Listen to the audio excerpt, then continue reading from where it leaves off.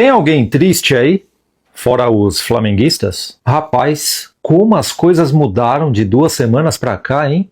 O vento agora tá soprando contra o ecossistema vibrante da imprensa esportiva brasileira. E só para você saber, as narrativas dessa mídia clubista estão derretendo a cada dia que passa. E o Botafogo, que é um clube tão perseguido quanto ou até mais do que o meu São Paulo Futebol Clube, resolveu dar a volta por cima e está mais em pé do que nunca.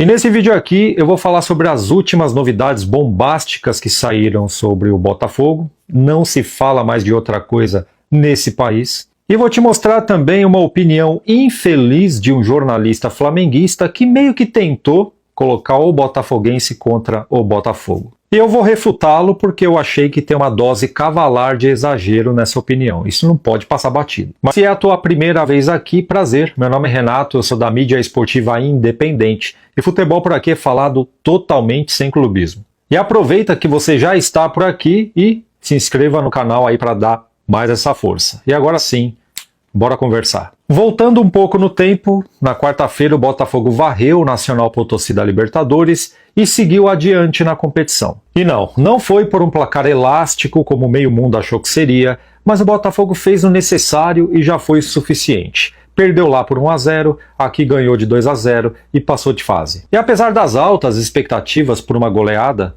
eu não vi um botafoguense chateado com esse placar. Você viu? Mas tiveram alguns amigos da mídia esportiva que tentaram dar aquele empurrãozinho maroto. Um deles foi o Bruno Formiga.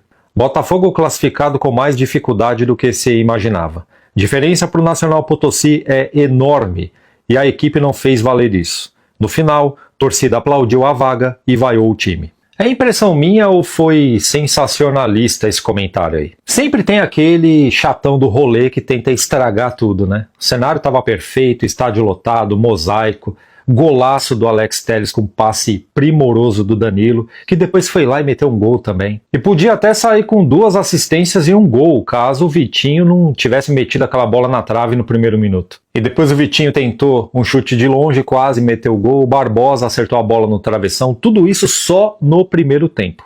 E no segundo tempo, quando o Botafogo deu aquela arrefecida costumeira, os caras vieram um pouco mais para cima, cabecearam lá, o Léo Link pegou, sem muito perigo, e mandaram uma bola na trave. Parou por aí. E eu não vi a torcida vaiar o time não, viu? Muito pelo contrário, tá? Quem eu vi dando aquela chacoalhada desnecessária, fazendo aquela fumaça sobre a partida, foi um pessoal aí da mídia clubista. Eles.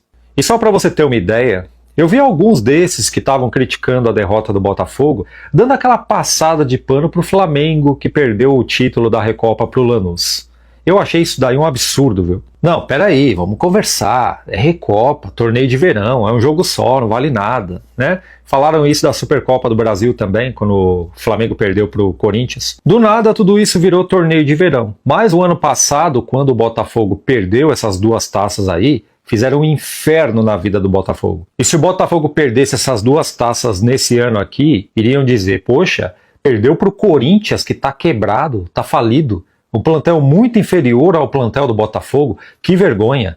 Perderam para o Lanús, que está em 10º lugar no campeonato argentino.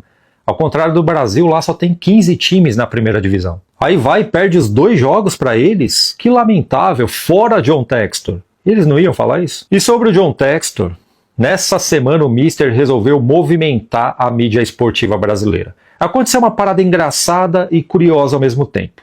Lá na gringa, o John Textor foi afastado do comando da Eagle.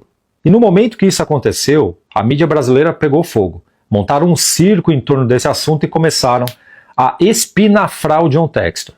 Olha só, é o início da derrocada dele. Daqui a pouco ele perde o Botafogo também. É questão de horas. Enquanto eles falavam isso, rasgavam a imagem do Textor, ele voltou. E além de ter voltado para a Eagle depois de uma tentativa de golpe, o John Textor voltou para o Brasil e apresentou 2 novidades. A primeira foi a inauguração do novo espaço de recuperação física no CT, um espaço sensacional. Espaço esse que fica próximo ao gramado e tem cerca de 750 metros quadrados de área total, sendo 585 metros quadrados de área construída e é dividido em 2 andares. No térreo fica o setor recovery, com áreas molhadas e secas equipadas. No total são 14 espaços. E nessa construção espetacular foi investido o valor de 10 milhões de reais. Top, né? E a segunda novidade foi a apresentação do camisa 5, Christian Medina, que segundo o Textor foi indicação do Almada, o craque. E durante a coletiva, o Medina explicou por que escolheu o Botafogo. Foi uma negociação avaliando o melhor para todos, para o clube anterior, para o meu futuro também. Enfrentei o Botafogo na Libertadores com o Estudiantes. É um clube muito forte. Nessa competição já demonstrou isso, foi campeão. Conversei com os meus agentes, com o clube e tomamos a decisão. Achamos que me levará a um futuro muito melhor. Muito contente com essa decisão. Quer dizer, chegou, vestiu a camisa, se apresentou e já foi treinar. E segundo o John Textor, não vai parar por aí. Olha só o que ele falou. Uma coisa que gostaria de lembrar aos nossos torcedores é que, a cada ano, buscamos preparar o clube para o início da temporada. Temos muitos jogadores talentosos no elenco. E procuramos entender nossa posição nos torneios, nas copas e no campeonato principal. E consideramos o período de negociação do verão, no hemisfério norte, como mais produtivo, é quando a maior parte das transações acontece e a maioria das oportunidades são encontradas. No ano em que fomos campeões, aceleramos o ritmo durante o período de negociação de verão e esperamos repetir o feito. Mas me sinto muito mais confiante com este time nesse início de temporada do que nós sentíamos em 2024. Esperamos acelerar o ritmo após a janela de transferências do verão também. Eu me lembro muito bem o que aconteceu na metade da temporada de 2024. Para quem não sabe, o John Textor injetou quase 400 milhões de reais em reforços. E daí para frente é só história. E calhou do meu São Paulo aparecer no caminho daquele Botafogo e não deu outra, né? E você, meu amigo ou minha amiga botafoguense, tá confiante agora, depois de tudo isso que você ouviu? Deixa aqui embaixo a sua opinião